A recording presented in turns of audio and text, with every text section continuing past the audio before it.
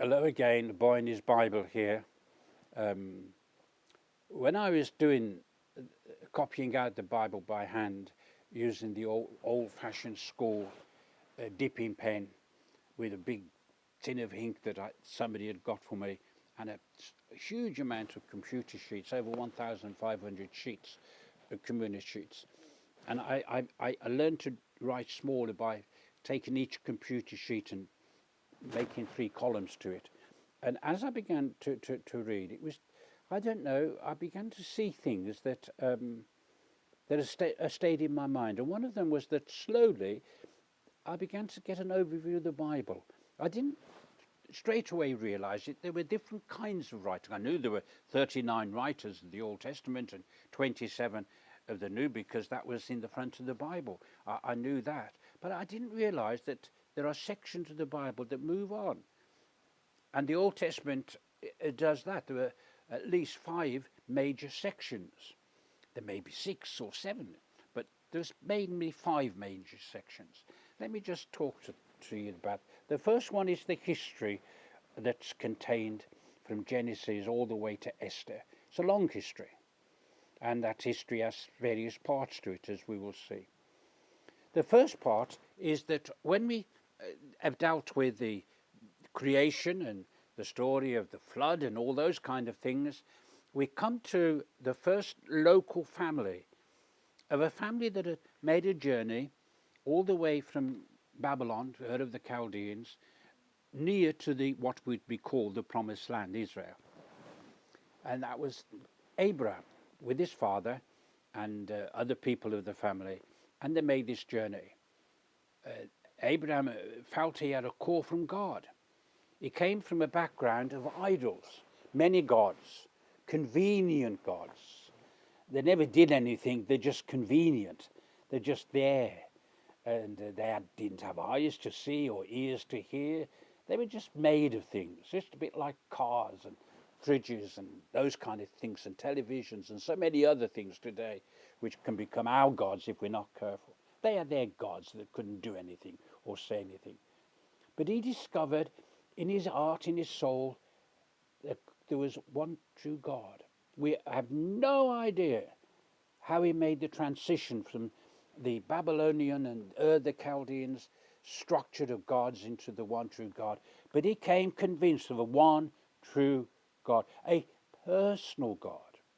He would get to know him as Yahweh, a personal God. Maybe he didn't understand the full meaning of the word Yahweh, but he did understand that was a personal God. Maybe it took Moses later on to understand a little bit more what we mean by a personal God. But from that time, there was a promise given to him. And the promise that was given to him is that there was going to be born, and I want you to grasp this, a new nation in the world. There was already a powerful nation in Egypt, and of course the Assyrians and the Babylonians and later Medes and Persians, they become powerful nations as well. This is going to be a relatively small nation, just put in the middle, right in the middle of them, as Israel is and still is today. And the birth of the nation was therefore conceived in Abraham and in Isaac and in Jacob and in Judah and in the 12 tribes of Israel that would eventually become known as Israel, which means struggling with God. And this nation would become a powerful nation. But first it needed to be delivered as a nation. It was left there in Egypt for 430 years. Prophesied, by the way, to Abraham by God that they would be there for that long. And when they are now in Egypt, they need deliverance. The nation needs to be born. It's taken 500 years for this new nation to be developed. And it's been developed in slavery, in bondage. Part of that time was good, part of that time, sadly, was very bad. And then they are born. They're saved from Egypt. They come into the promised land. They come to the edge of that promised land. Spies are sent out into the promised land.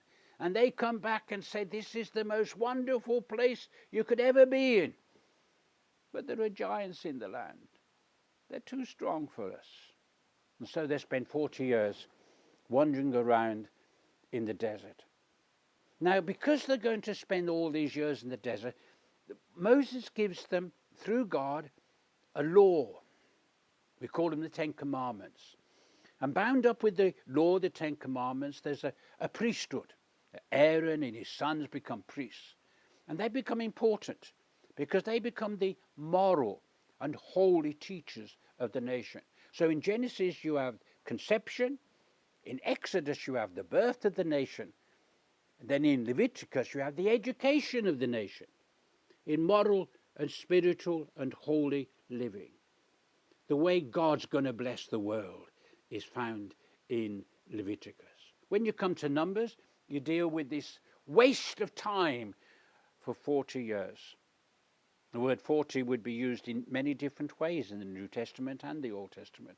But the 40, wasted.